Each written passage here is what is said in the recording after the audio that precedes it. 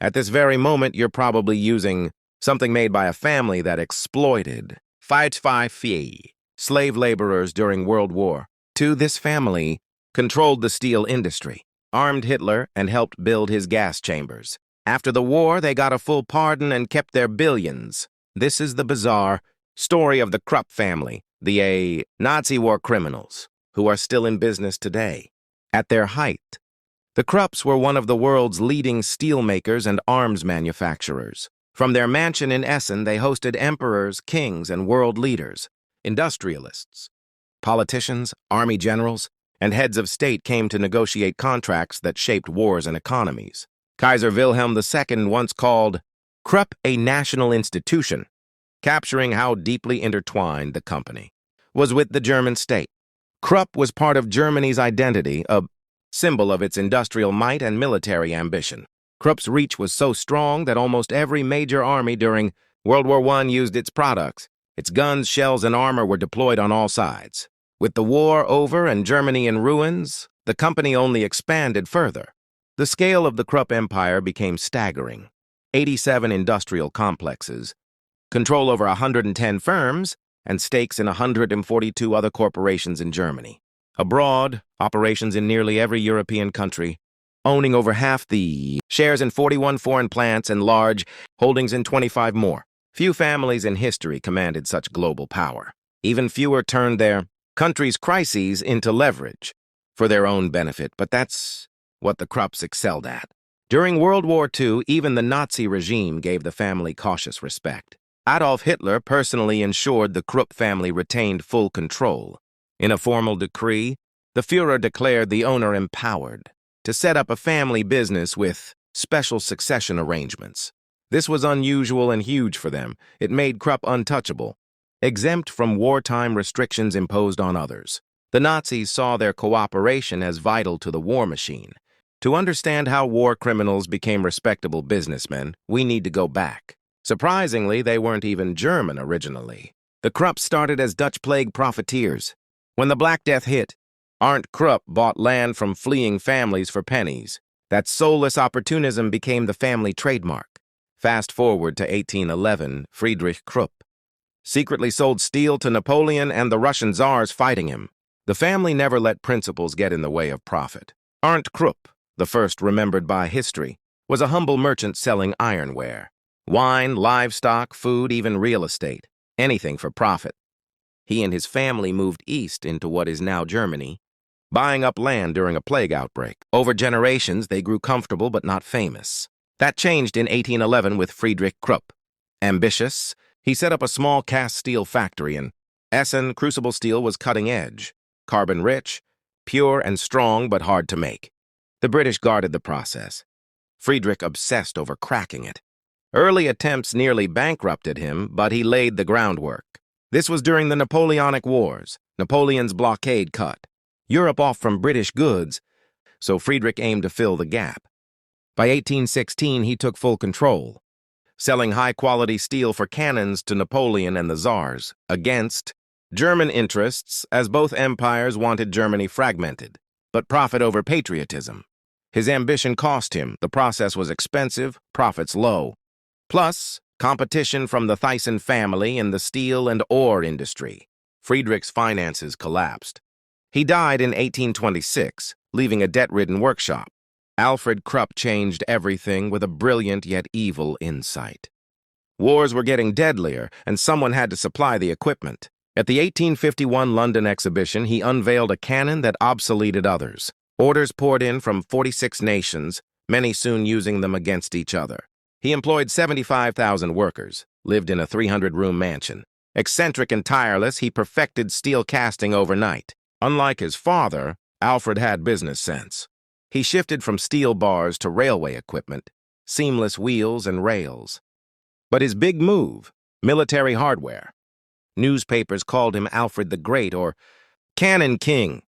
This avoided direct competition with rival August Thyssen, the Rockefeller of the Ruhr, who built a vast iron and steel empire.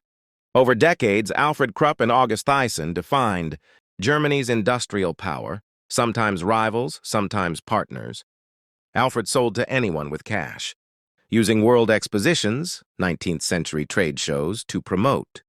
He invested in photography for dramatic factory images. Giant cannons turned heads. His 1851 Crystal Palace cannon was a marvel, stronger, more accurate. It proved decisive in the 1870 Franco-Prussian War, outgunning French bronze cannons. Krupp guns became status symbols. Alfred turned a tiny workshop into a powerhouse employing 75,000. By his 1887 death, he'd armed 46 nations and reshaped European power. The business passed to son Friedrich Alfred Krupp, a cold, calculating politician in businessman's guise, perfect for the early 20th century. He built ties with major banks, unlocking growth. Rationalization concentrated power. A magazine predicted Germany's 300 economic governors reducing to 50 or fewer, with Krupp first among equals. He befriended Kaiser Wilhelm II, gaining aristocratic aura. Rival August Thyssen, a Republican, despised privilege and avoided the Kaiser. As Europe edged toward war, both reaped profits.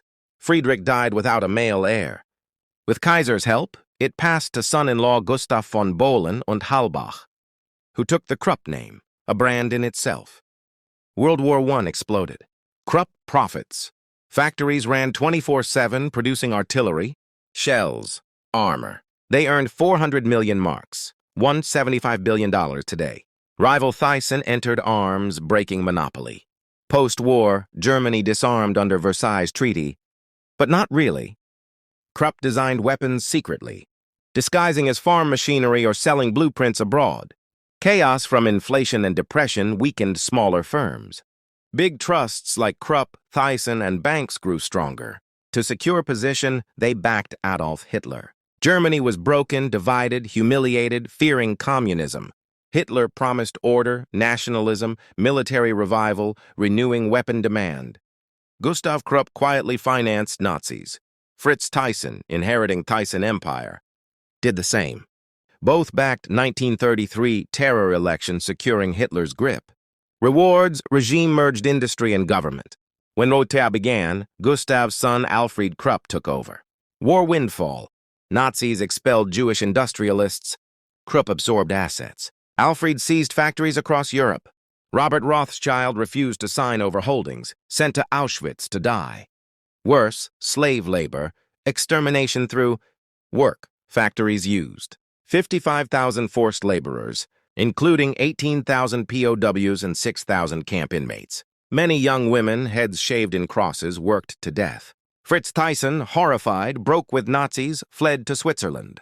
Hitler seized his fortune, revoked citizenship. Captured, sent to Dachau, the system he'd helped create. Post-war Nuremberg. Fates differed.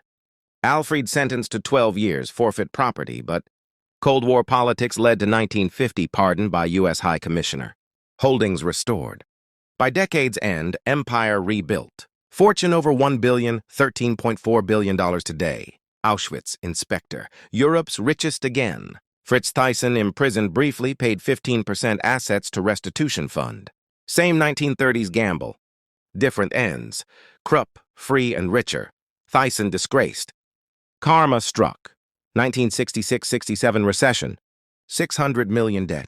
Bankers took control. End of House of Krupp. Alfred's son. Arndt renounced inheritance. Choosing Playboy life. Alfred died 1967. By 1968, just a corporation. Arndt lived extravagantly, died childless, in debt despised. Irony, 1997 merger with Thyssen into ThyssenKrupp. Rivals who armed Germany, now one logo.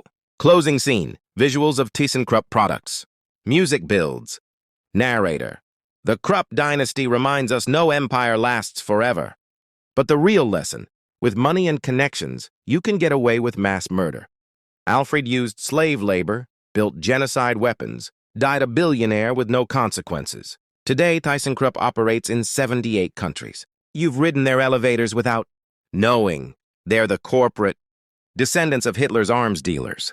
The family name died, but the fortune lives. How many other empires have similar skeletons? If you made it this far, drop a skull emoji in the comments. Subscribe for more and check my video on the Rockefellers. Thanks, and see you soon.